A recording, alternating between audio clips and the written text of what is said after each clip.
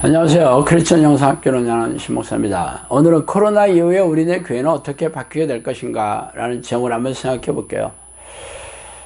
제가 우리네 교회가 처한 위기 상황에 대한 주제 말씀을 드리는 게 무척이나 낯설어요.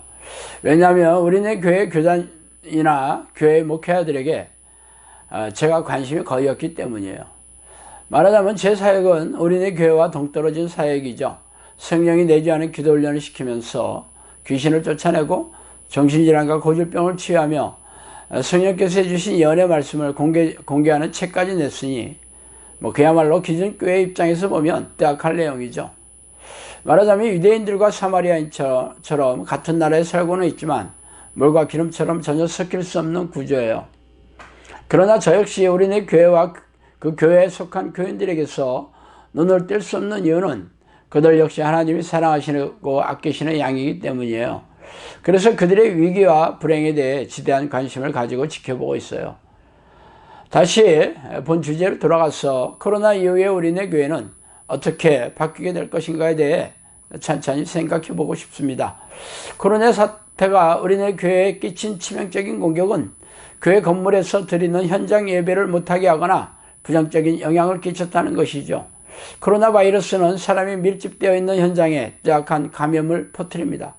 그래서 콜센터나 이태원 클럽, 요양병원 등 말할 것도 없이 교회도 집단 감염을 일으키는 단골 고객이죠. 신천지 교회에서 최초로 집단 감염을 일으킨 이후에 교회는 지속적으로 집단 감염을 일으키고 있으며 많은 이들이 폐쇄적인 공간에 밀집해 앉아 예배를 드리거나 교육과 교제를 해야 하는 교회의 특성상 앞으로도 교회는 집단 감염자가 지속적으로 나올 수밖에 없는 구조입니다. 이러한 아무런 문제는 기존의 교회에 대해 어떤 영향을 끼치는지에 대해 예측하는 게 어렵지 않아요. 앞으로도 현장 예배를 드리는 모든 교회들이 이렇게 치명상을 입게 될 것이라는 것이죠. 지금까지 우리네 교회는 교회 건물을 웅장하고 럭셔리하게 지어서 그런 외형적인 성장을 추종하는 것이 교회 성장의 금과 옥조라고 알고 있었어요. 그래서 너도 나도 빚을 내거나 대출을 얻어 크고 럭셔리한 교회 건물을 짓는 데 몰두했죠.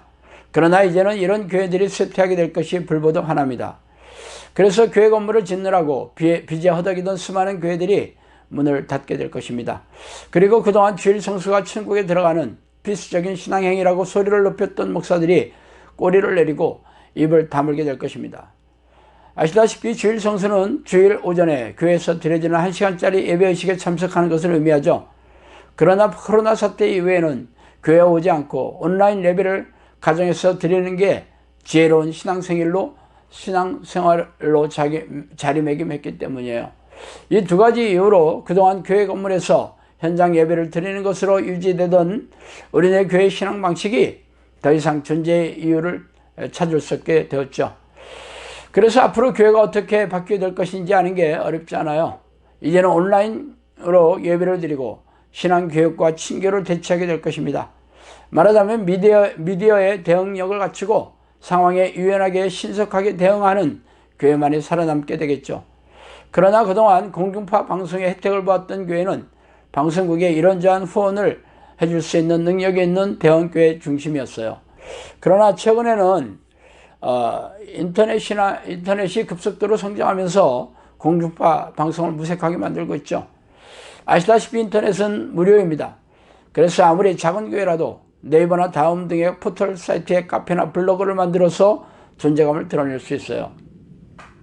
그러나 그건 시작에 불과하죠. 현대도 그렇지만 가까운 미래에는 미디어를 지배하는 것이 바로 유튜브 채널이에요. 유튜브에 동영상을 올리는 것은 아무나 공짜로 가능합니다.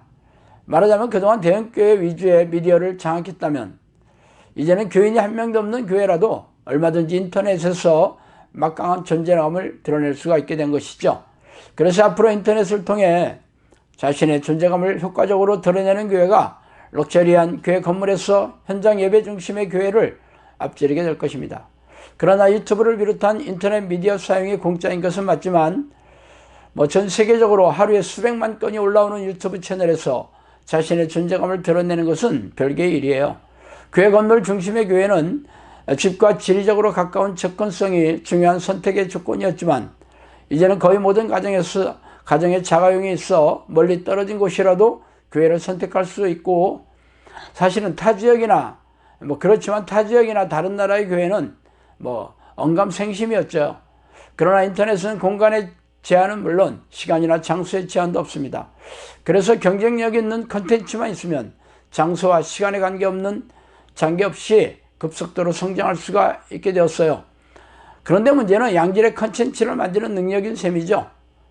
결론은 인터넷에 양질의 컨텐츠를 만들어 공급할 수 있는 교회만이 살아남게 된다는 것입니다. 그렇다고 온라인이 모든 것을 죄다 대체할 수는 없겠죠. 온라인에서 공급할 수 없는 교제나 소속감, 상담, 나눔 도움은 여전히 오프라인에서 수요가 일어나게 될 것입니다.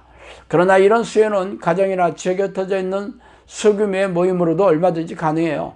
물론 소규모의 모임이나 가정에서 열매를 맺을 수 있는 동기를 부여하거나 지속적으로 피드백이 가능할 수 있도록 그러한 리더십을 갖춘 지도자들과 잘 양육되고 훈련된 일꾼들이 준비되어 있는 교회여야 할 것입니다.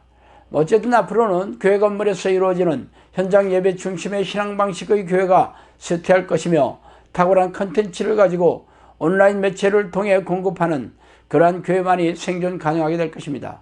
물론 기존의 대형 교회는 자금과 기술과 조직력이 있으므로 온라인에서도 엄청난 존재감을 드러내겠지만, 그동안의 이름값과 교인 수를 믿고 변화에 발빠르게 대처하는 것에 미적거렸다면 앞으로의 환경 변화에 제대로 대응하지 못해 몰살당한 공룡의 신세가 될 것입니다. 그러나 현장에서 존재감이 미미한 교회라도 미디어의 양질의 컨텐츠를 공급할 수 있는 능력만 있다면 대형교회를 무색하게 만드는 탁월한 열매를 맺게 되겠죠. 그렇다면 그런 능력은 어디에서 얻느냐는 것이에요. 당연히 지혜의 신인 성령으로부터 공급받을 수 있겠습니다. 그러므로 지금 우리네 교회는 성령께서 함께 하시는 교회인지 아닌지를 명확하게 분별할 수 있는 분기점에 와 있습니다.